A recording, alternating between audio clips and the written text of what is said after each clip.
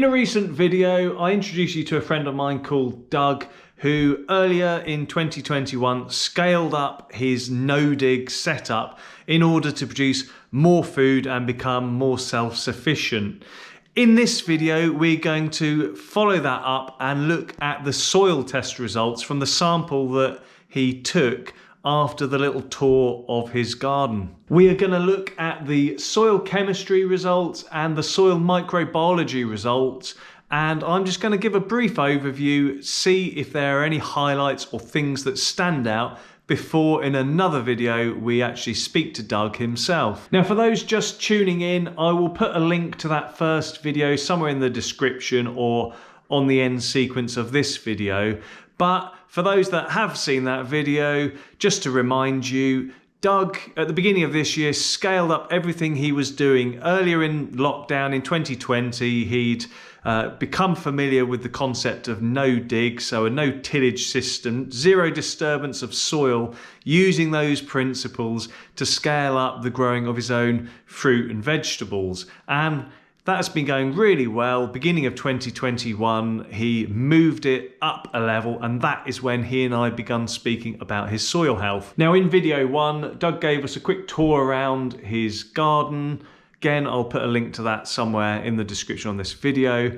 And the purpose of this video is just to do a very short overview of those results that when he'd given me a sample, I put them through my laboratory for analysis. So we'll look at those results now and I will tell you what stands out to me. So as I've said, we're going to do a simple overview of a basic chemical assessment, which looks at a few of the physical properties of the soil as well, and the microbiological assessment that we did.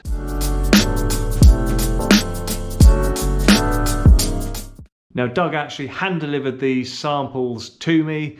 That was earlier this year. I think it's around August, maybe beginning of September, that we actually did the analytical work.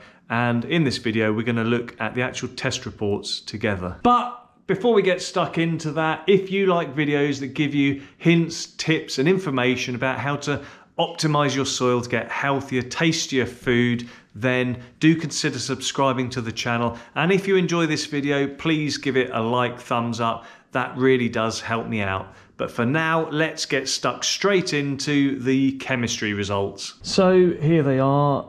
The pH is 6.8, so that's in a region that many would consider is neutral. In theory, that's great in terms of what Doug can grow, because it gives him quite a wide variety of plants that he could potentially grow, although actually for many vegetables it could be considered sort of closer to the upper end, which you can see on this little adapted chart that I've put together. You can look at and see broccoli, the range for that as well. The organic matter is pretty good actually as things go. We often see high levels of organic matter in soils that were once upon a time permanent pasture, often kind of around that time of land use change. It's sort of at an all-time high. I do actually take note from what Doug had told me earlier, though. He had actually turned in some of his own compost and there had been some wood chips applied at some point, which might be one of the reasons it's at that level as well. The EC, or electrical conductivity, so this relates to the ability of the soil to conduct electricity, and generally it's given that the higher the figure, the more negatively charged sites are actually occupied, and so more cations, which are positively charged, are contained in the soil. And it's a bit like a magnet, soil, in so much as opposites attract. Often you get lower EC in sandier soils with lower organic matter levels. This seems okay though for Doug's soil. Do note that his soil type is actually a sandy loam, as we can also see on the report. In terms of the density, it's reasonably dense. It's not the heaviest. We probably would expect to see a higher figure for a more clay soil, but actually, yeah, we can see from the texture here, it's a sandy loam, and so it's probably around the expected range. If the bulk density is too high, this might actually start impacting the ability for plants to establish healthy root systems. Finally, we can see that the phosphorus, potassium and magnesium are all high or very high, and you can see how these correspond to the Scottish index figure. Going forward, Doug will need to be mindful of not actually adding any more of these elements to the soil when he's adding other amendments like the compost that he mentioned in that introductory video. Now, for those that follow me or follow my channel, you will know I always talk about optimizing or making the most of what nature has to offer. So bountiful and diverse assortments of microbiology in your soil. And that is precisely what we did with Doug's sample. We had a look at the soil microbiology, and we're going to look at that report now. Biologically speaking, the headlines are, well, moisture content was pretty good at the time of sampling. It's subsequently deteriorated of late, real kind of drainage issues and just pure bombardment of water. I've talked about the importance of moisture content and the effects on soil microbiology in another video which I've done before. I'll stick a link to that in the description below.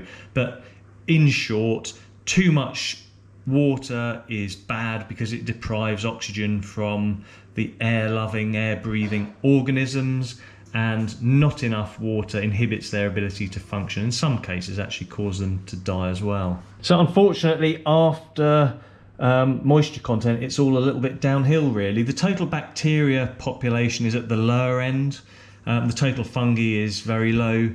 It kind of makes sense, therefore, that the activity of bacteria and activity of fungi is also much lower than we would want, although the total population of bacteria is kind of at the lower end of where we might hope to see things. It's presented in the organism ratios as well. Although not everything is low, it's that balance between different organisms that's key. So it's not just the numbers or concentrations of specific organisms, but the proportions in relation to other organisms too that is really key. We can see that the protozoa are also low and out of balance, not necessarily a surprise given that the bulk of their food, the bacteria, etc. is in low supply as well. And we see this in the nematode numbers too, although these are slightly closer to the bottom range we would want to see them in.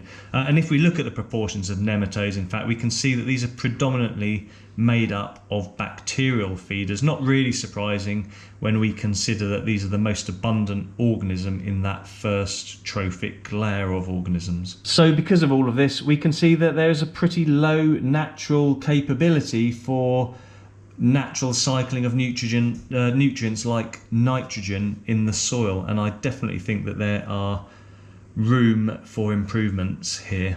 And to put all of this in context though, the area that Doug took this sample from, once upon a time it was managed as arable and for grazing, and then in more recent years it's been converted over to growing vegetables, and in fact it's been under potatoes twice and then broad beans, and this could have impacted, well, it will have impacted the organism populations that we see here. So there are the soil chemistry and soil microbiology tests that we did and my thoughts on those.